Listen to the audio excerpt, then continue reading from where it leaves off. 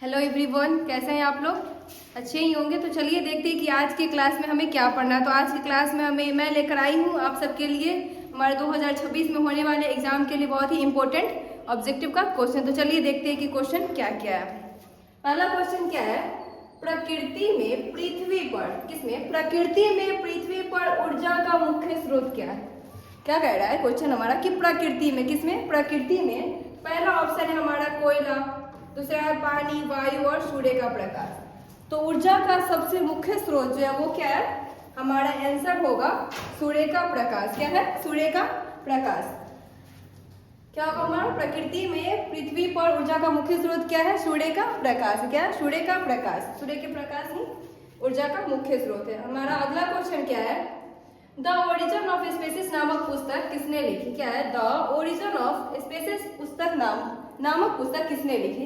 इसमें हमारा पहला ऑप्शन है ऑप्रिन, लेमार्ड, डार्विन और इनमें से कोई नहीं। तो जो ये द पुस्तक का नाम क्या है? The origin of species. इसके राइटर कौन है? डार्विन है। कौन है? Darwin, Charles Darwin. अगला क्वेश्चन क्या हमारा, पौधों में प्रकाश संश्लेषण का स्थान। कहने का मतलब पौधों में प्रकाश संश्लेषण मतलब जो प्रकाश संश्लेषण की जो क्रिया होती है वो कहाँ पे होती है? पौधों के किस भाग, कहाँ पे होती है? तो क्लोरोप्लास्ट में होती है। हमारा ऑप्शन क्या है? माइटोकॉन्ड्रिया, ल्यूकोसाइट्स, इनमें से कोई नहीं। जिसमें हमारा ऑप्शन क्या है? आंसर क्या होगा? क्लोरोप्लास्ट। जो प्रकाश संश्लेषण की क्रिया होती, पौधे क्या होते हैं? स्वपोषी होते। पौधे क्या होते हैं? सभी पौधे क्या होते हैं? स्वपोषी होते हैं। क्या होते हैं? स्वपोषी। स्वपोषी कहने का मतलब जो अपने भोजन के लिए किसी दूसरे जीव पे निर्भर न रहकर अपना भोजन स्वयं बनाते हैं, उन्हें स्वपोषी कहते हैं। तो सभी पौधे स्वपोषी होते हैं और वो प्रकाश संश्लेषण किसके द्वारा? प्रकाश संश्लेषण की क्रिया के द्वारा अपना भोजन स्वयं बनाते हैं। तो ये जो प्रकाश संश्लेषण की क्रिया होती है वो कहाँ पे होती है? उनके पत्तियों में होती है। कहाँ पे? पत्तियों में, जिसमें एक हरित वर्णक जिसे क्लोरोफिल या क्लोरोप्लास्ट कहा जाता है। किसे? क्लोरोप्लास्ट, जो पौधों के पत्तियों में पाया जाता है, जिसके कारण पत्तियों का रंग हरा होता है। किसमें? पौधों के पत्तियों में क्या पाया जाता है? क्लोरोप्लास्ट, जो कि प्रकाश संश्लेषण का स्थान है। अगला क्वेश्चन हमारा क्या है? अगला क्वेश्चन है परिशेषिका हिस्सा। क्या? परिशेषिका किसका हिस्सा? तो परिशेषिका आहार नाल का हिस्सा। क्या किसका हिस्सा? परिशेषिका आहार नाल का हिस्सा। किसका? आहार नाल का। आगे,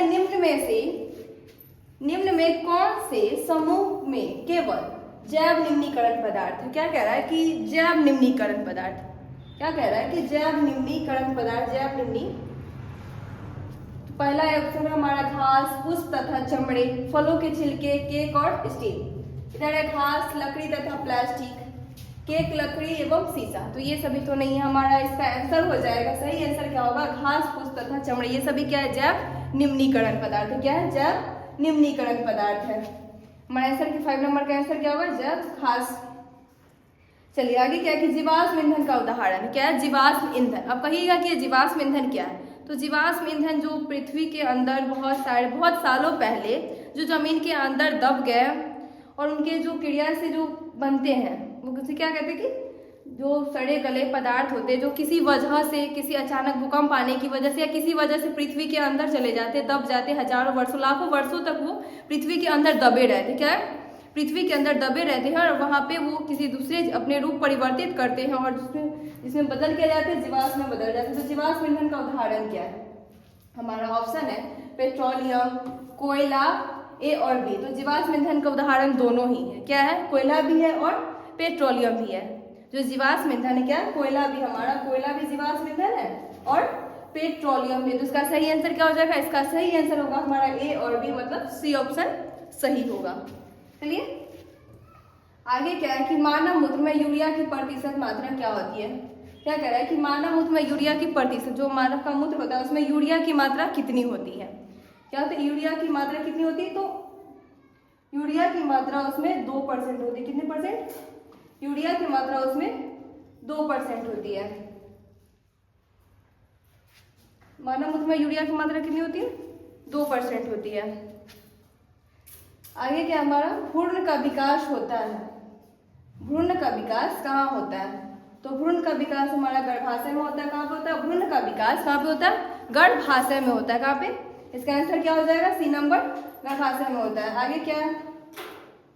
पौधों के उत्सर्जी पदार्थ, जो पौधों में उत्सर्जन की जो क्रिया होती है और उससे जो पदार्थ निकलते हैं, अवशिष्ट निकलते पौधों से, वो क्या क्या? तो हमारा ऑप्शन है पहला रेजिन, टैनिन, गोंद और इनमें से सभी। तो पौधों में जो भी उत्सर्जन की क्रिया होती है और उनसे जो पदार्थ निकलते हैं, अवशिष्ट पदार्थ, उन्हें कहते हैं उत्सर्जी पदार्थ। तो पौधों में ये सभी निकलते हैं, क्या? रेजिन, टैनिन और गोंद, तीनों ही निकलते। क्या करते हैं? पौधों से ये तीनों पदार्थ ही। तो इनमें हमारा आंसर क्या हो जाएगा? राइट आंसर होगा हमारा डी, इनमें से सभी, क्योंकि पौधों से ये सभी उत्सर्जी पदार्थ निकलते हैं। आगे क्या है? मानव हृदय में कोष्ठों की संख्या कितनी है? क्या कह रहा है? क्वेश्चन है मानव हृदय में कोष्ठों की संख्या कितनी है? तो मानव हृदय में कोष्ठों की संख्या 4 है, जिन्हें हम वेस्म या चेम्बर्स भी कहते हैं। क्या कहते हैं? एक होता है मानव में कितनी होती है? 4 होती है। इसका आंसर क्या हो जाएगा हमारा? D number. मानव में हृदयों की संख्या कितनी होती है? 4, जिसे हम बायां अलिंद, बायां निलय और दायां निलय होता है। हमारे जो चैम्बर होते हैं, हमारे में जो कोष्ठ होते हैं, जिसे क्या है? कोष्ठ, जिसे हम वेश्म भी कहते हैं। क्या कहते हैं? वेश्म कहते हैं। इसकी संख्या कितनी होती है? 4। जो हमारा हृदय होता है वो 4 भागों में बटा होता है, जिसे एक बायां अलिंद और बायां निलय, दूसरा होता है दायां अलिंद और दायां निलय। हमारे जो वेश्म होते हैं, वेश्मों की संख्या कितनी है हमारे शरीर में? हृदय में 4 है। आगे क्या? निम्न में से कौन हेटेरोक्राइन ग्रंथि है?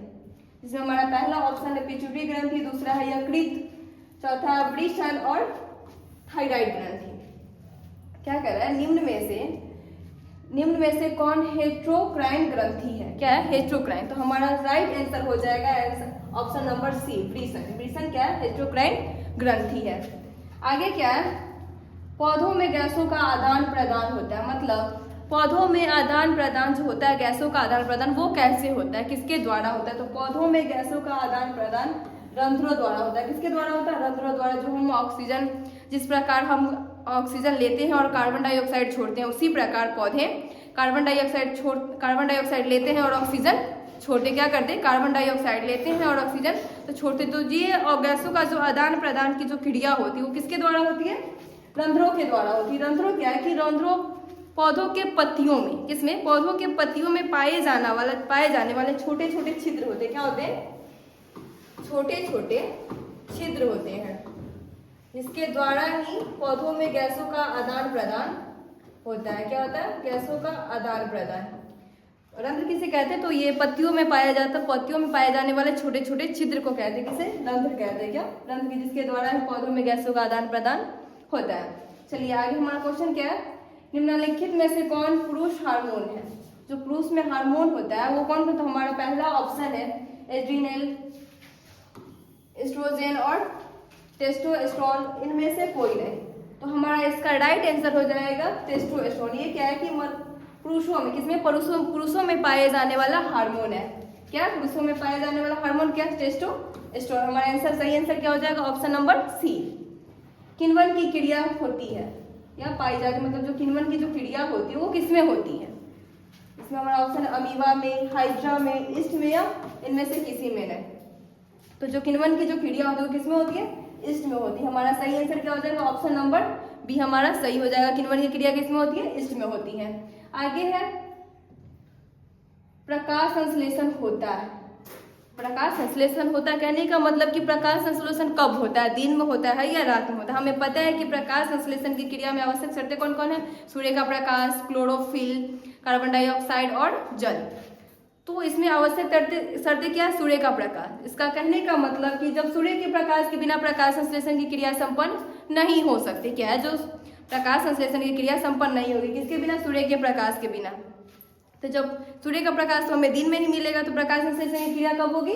दिन में होगी। हमारा सही आंसर क्या हो जाएगा? Option number A. सही आंसर क्या होगा? Option number A. आगे क्या है?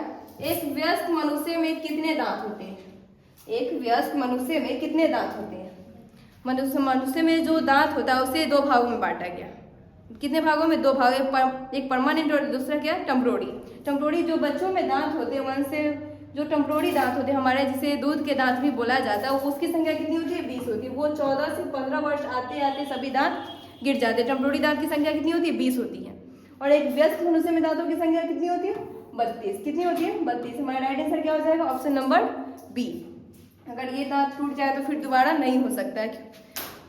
आगे क्या हमारा, टैक्रिया किस जीव का श्वसन अंग है? टैक्रिया श्वसन अंग के बारे में हमने पढ़ा था। तो जो श्वसन टैक्रिया है वो किस जीव में होता है, किसके, कौन सा जीव टैक्रिया के द्वारा सांस लेता है? किसके द्वारा? टैक्रिया के द्वारा। जिसमें हमारा ऑप्शन है हाइड्रा, कॉकरोच, स्टारफिश और क्या, पाइला। तो टैक्रिया के द्वारा कॉकरोच सांस लेता है। कौन? कॉकरोच। कॉकरोच किसके द्वारा सांस लेता है? टैक्रिया के द्वारा। इसलिए हमारा राइट आंसर क्या हो जाएगा? Option number C. आगे क्या, मस्तिष्क उत्तरदायी। मस्तिष्क का उत्तरदायी कहने का मतलब कि मस्तिष्क का कार्य क्या, ये करता क्या? तो हमारा ऑप्शन क्या है? हृदय स्पंदन के लिए, शारीरिक संतुलन मतलब शरीर को एक संतुलन प्रदान करने के लिए, या सोचने के लिए। तो हमारा जो हृदय है, क्योंकि हृदय नहीं, मस्तिष्क का कार्य क्या? तो बिना मस्तिष्क, बिना सोचे समझे तो हम कुछ नहीं कर सकते। हमारा संतुलन, शरीर के संतुलन भी चाहिए, तो इसीलिए मस्तिष्क का काम क्या है? इनमें से सभी। मतलब हमारा ऑप्शन नंबर डी सही होगा। सही, इसका सही आंसर क्या हो जाएगा? Option number D. आगे क्या है, शरीर में भोजन का पाचन किस प्रकार की अभिक्रिया है? जो हम भोजन करते हैं उससे जो पाचन होती है वो किस प्रकार की क्रिया है, वो कैसी क्रिया है? तो हमारा ऑप्शन क्या है? संयोजन, उपचयन और विस्थापन। तो जो भोजन की क्रिया है वो एक प्रकार की उपचयन की क्रिया। तो हमारा राइट आंसर क्या हो जाएगा? Option number C. Option number C क्या होगा? हमारा राइट आंसर हो जाएगा। आगे क्या है, पूर्ण विकसित अंडाशय कहलाता है। क्या है? पूर्ण विकसित अंडाशय क्या कहलाता है? जो अंडाशय पूर्ण रूप से विकसित हो जाता है, तैयार हो जाता है, उसे क्या कहते हैं? ऑप्शन क्या है हमारा? इनमें बीज, बीजांड बीज और फल। तो जो पूर्ण विकसित अंडाशय होता है उसे क्या कहते हैं? बीज कहते हैं। क्या कहते हैं? बीज। तो हमारा राइट आंसर क्या हो जाएगा? Option number B. हमारा राइट आंसर क्या होगा? Option number B. तो चलिए आज का क्लास हमारा यहीं पे समाप्त हुआ।